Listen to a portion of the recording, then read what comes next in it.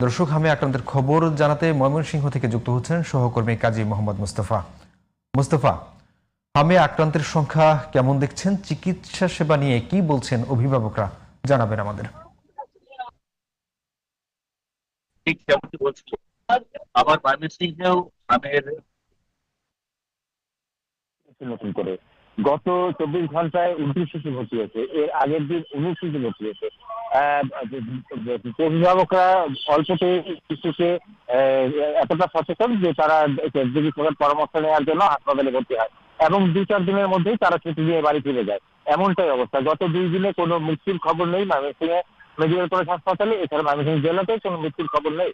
আর আমি যদি ডাক্তারদের সাথে কথা বলে, ডাক্তাররা সর্বোচ্চ চেষ্টা করে যাচ্ছে ময়মনসিংহ মেডিকেলে এবং অন্যান্য জায়গায় চিকিৎসা সেবা দেওয়ার জন্য।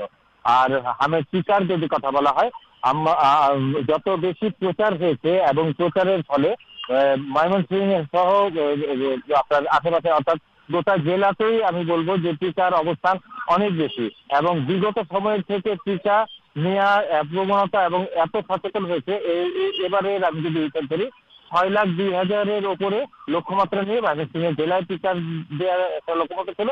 এখন পর্যন্ত প্রায় 100% অর্থাৎ এই 98 ভাগেরও ওপরে টিকাদান সম্পন্ন করেছে।